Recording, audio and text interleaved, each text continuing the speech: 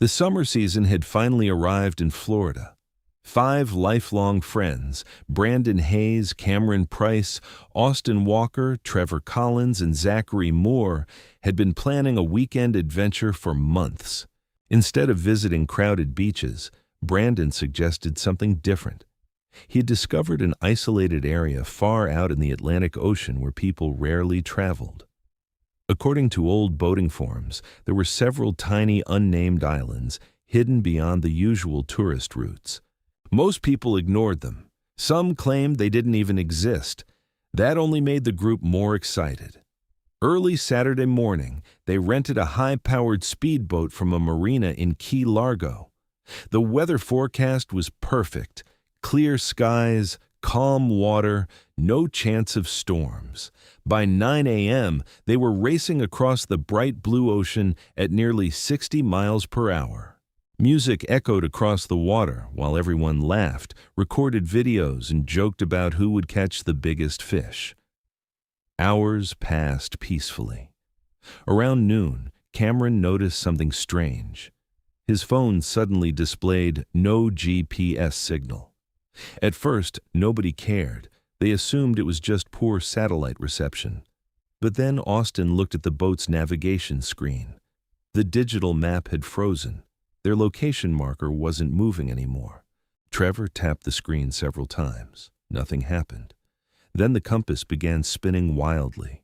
North, south, east, west, again and again. Brandon frowned. This doesn't make any sense. He slowed the boat and checked the backup compass stored inside the emergency kit. It was spinning too. For the first time that day, nobody smiled. Trying to ignore the growing tension, Brandon restarted the navigation system. Before it could load, the engine suddenly made a loud metallic bang. The boat lurched violently. Then, silence. The engine had completely died. Brandon tried starting it again. Nothing. Again. Only clicking sounds. Fuel levels were full. Battery voltage looked normal. Every indicator suggested the engine should be running, yet it refused to move. The ocean around them had become strangely still. There were no birds flying overhead, no fishing boats, no distant ships, only endless water stretching toward the horizon. Zachary attempted to call the Coast Guard. No service. Everyone checked their phones. No signal, not even emergency calling. Cameron turned on the marine radio. At first, only static. Then a distorted voice emerged through the speaker. "Turn back." The transmission ended instantly. Trevor looked around. Did someone just say, "Turn back"? No one answered, because everyone had heard it. Brandon kept trying to restart the engine while Austin searched the storage compartment for repair tools. Nothing seemed broken. Nothing seemed out of place. Yet, nothing worked. An hour passed. The ocean current slowly carried them farther away from their original route. Dark clouds unexpectedly appeared over the horizon. According to the morning forecast, there wasn't supposed to be a storm. Within minutes, the bright afternoon sky disappeared behind thick black clouds. Powerful winds struck the boat. Massive waves began lifting it high into the air before crashing back into the sea. Rain poured down like a waterfall. Lightning illuminated the ocean every few seconds. Each flash revealed nothing but endless water, until one bolt of lightning exposed something impossible. An island, small, dark, covered in dense forest. Brandon grabbed the binoculars. There wasn't an island here before. Nobody argued. It looked as though the island had appeared out of nowhere. With the engine dead, they had no choice. Using emergency paddles and allowing the current to help them, they slowly drifted toward the mysterious shoreline. The speedboat slammed onto the sandy beach with a heavy crash. Everyone jumped out before another wave could pull it back into the sea. For a few moments, they simply stood there, alive, safe, or so they believed. The island felt wrong. The sand was cold. The air smelled damp, almost rotten. The jungle beyond the beach was unbelievably dense, blocking nearly all sunlight even though it was still afternoon. Most unsettling of all, there wasn't a single sound. No birds, no insects, no wind moving through the trees. Even the crashing waves behind them seemed strangely muted. It was as though the island absorbed every sound around it. Austin whispered, "I've never heard silence this loud." Brandon decided they would stay only until sunrise. Tomorrow they would repair the boat and leave immediately. As the sun disappeared below the horizon, they gathered driftwood and started a campfire near the beach. The flames brought a small sense of comfort. They ate canned food from the emergency supplies and tried convincing each other everything would be fine. Then, Zachary suddenly stopped talking. He was staring toward the jungle. "What is it?" Cameron asked. Without saying a word, Zachary pointed toward the edge of the trees. Everyone turned. At first, they saw nothing. Then, lightning flashed across the sky. For just 1 second, a tall human figure was standing between the trees, perfectly still, watching them. When darkness returned, the figure was gone. Trevor immediately grabbed a flashlight and shined it into the forest. Nothing. Only endless rows of trees. Brandon forced a nervous laugh. Probably just a tree. Nobody believed him, because every single one of them had seen the same figure. The silence after the lightning strike felt heavier than the storm itself. No one spoke. Brandon kept his flashlight aimed at the trees, hoping the figure would appear again. Nothing. Only endless darkness.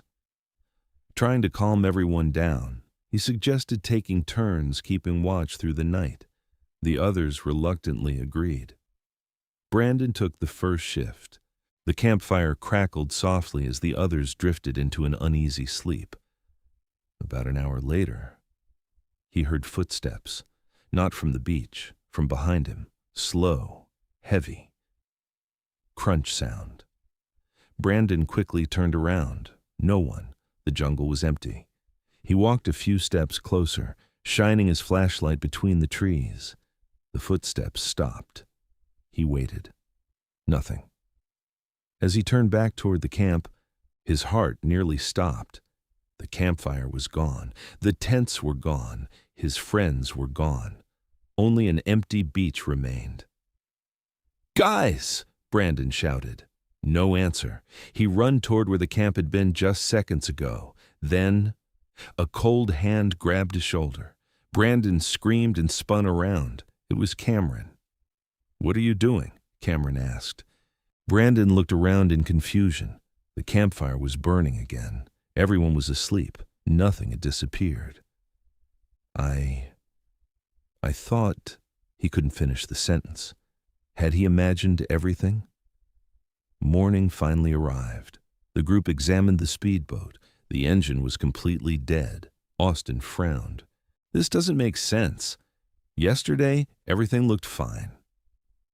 Now, every wire inside the engine compartment was badly corroded, as if the boat had been abandoned for decades. Even the metal had turned rusty overnight. Trevor looked shocked. "That's impossible." With no way to leave, they decided to search the island for help. The deeper they walked into the jungle, the stranger the island became. The trees grew unusually tall. Thick vines hung like ropes from the branches. A strange white fog covered the forest floor. Every few minutes they felt as if someone was walking behind them. Whenever they turned, nothing. After nearly an hour of hiking, Zachary suddenly froze. "Guys," everyone looked ahead. Hidden between the trees stood an old wooden village. Dozens of small cabins surrounded a weathered church with a broken bell tower. Smoke rose from several chimneys. "It means people live here," Austin said with relief. But something felt wrong. The buildings looked at least 100 years old. There were no power lines, no vehicles, no roads. As they cautiously entered the village, every door was open. Every house was empty. Dust covered the furniture. Old plates still sat on dining tables. Beds remained neatly made. It looked as though everyone had simply stood up and vanished. Trevor picked up an old newspaper lying on a table. The date read, October 14th, 1958. "No way," he whispered. Brandon frowned. "This village has been abandoned for nearly 70 years. Then Cameron noticed something inside the church. 5 wooden chairs, placed in a perfect circle. On each chair, a carved name. One read, Brandon, another, Cameron, then Austin, Trevor, Zachary. The 5 friends stared in horror. Someone had carved their names into the chairs long before they were even born. Suddenly, the church bell rang. The loud sound echoed across the entire island. Everyone jumped. "But the bell is broken," Austin whispered. Another ring. Boom! This time, every cabin door in the village slowly creaked open at the exact same moment. From inside the dark houses, dozens of pale figures stepped into the doorways. Men, women, children. Their clothes looked decades old. Their faces were completely expressionless. None of them blinked. None of them spoke. They simply stood there, staring at the 5 friends. Then, every single one of them smiled. The same unnatural smile. Too wide, too still. Brandon shouted, "Run!" The 5 friends turned and sprinted into the jungle. Behind them, they could hear hundreds of footsteps following. But when they looked back, the village was empty again, as if no one had ever been there. Only the sound of the broken church bell, still echoing through the forest. The 5 friends didn't stop running until they reached the beach. Each of them was gasping for air. No one dared to speak about what they had just seen. The abandoned village, the chairs carved with their names, the silent people smiling from every doorway. None of it made any sense. Brandon looked toward the shoreline. Then his face turned pale. The boat, everyone turned. Their speedboat was gone. Only deep drag marks in the wet sand remained, leading back into the ocean. "It couldn't have drifted away," Austin said. "We pulled it far onto the beach." Trevor ran to the water's edge, hoping to spot it. Nothing. The ocean was completely empty. As night fell, the island changed. A thick white fog rolled in from the sea and swallowed the beach. The temperature dropped rapidly. Then, a low, distant sound echoed through the darkness. Not an animal, not the wind. It sounded like people whispering. At first, the voices were impossible to understand, but they slowly became clearer. They were repeating the friends' names. Brandon, Cameron, Austin, Trevor, Zachary. The voices came from every direction at once. The group huddled together around a small fire. Suddenly, Cameron stood up. His face was blank. His eyes stared into the jungle. "I hear someone calling me," he whispered. Before anyone could stop him, he began walking toward the trees. "Cameron!" Brandon shouted. No response. He kept walking. The others chased after him, just as Brandon grabbed his arm. The forest exploded with screams. Hundreds of voices cried out at once. The ground beneath them trembled. The trees seemed to sway even though there was no wind. Then, everything went silent. Cameron collapsed to the ground. When he opened his eyes, he looked terrified. "I saw them," he said, barely able to speak. "They weren't ghosts. They were trapped." The group returned to the old village before sunrise. Inside the church, Brandon noticed something they had missed before. Beneath the dusty wooden floor was a rusted metal hatch. With great effort, they forced it open. A narrow staircase descended into darkness. Using their flashlights, they climbed down. The underground chamber was filled with old journals, broken lanterns, and faded photographs. One leather-bound journal caught Brandon's attention. The final entries revealed the island's secret. In 1958, a group of settlers had discovered the island after their boat became stranded. They believed they had found paradise, but they soon realized the island would never let anyone leave. Every attempt to sail away failed, boats vanished, compasses spun wildly. Rescue planes never saw the island. Eventually, fear consumed the settlers. They began hearing whispers, seeing people who weren't there. One by one, they disappeared into the jungle. The last journal entry read, "The island does not kill you, it keeps you, and every few years, it brings 5 more." The room fell silent. 5 more, exactly like them. Suddenly, the church bell rang again. The underground walls shook violently. The group rushed upstairs, outside. The entire village was filled with people again, the same silent faces, the same empty eyes.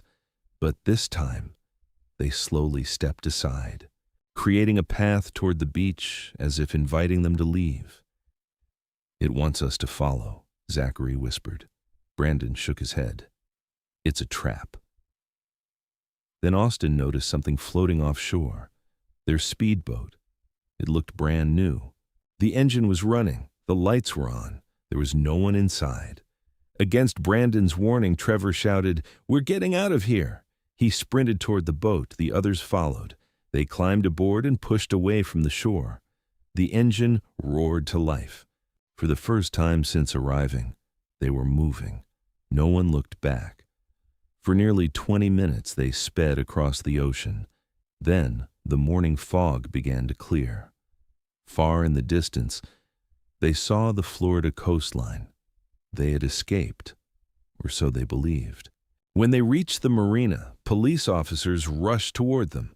The officer looked at Brandon with disbelief. "You can't be alive." Brandon frowned. "What are you talking about?" The officer slowly handed him an old newspaper. The headline read, "5 friends missing after speedboat disappears at sea." The date was July 18th, 1996. Brandon's hands began to shake. He looked at today's newspaper lying on a nearby bench. The date was July 18th, 2026. 30 years had passed. To Brandon and his friends, only 2 nights had gone by. As they stood frozen in shock, a police officer quietly asked, "Can you tell us where you've been?" Before Brandon could answer, he heard a familiar whisper behind him, soft, cold, unmistakable. "You'll come back." He slowly turned around, far beyond the harbor, out on the open ocean. The island was visible for just a single second, then it disappeared into the mist.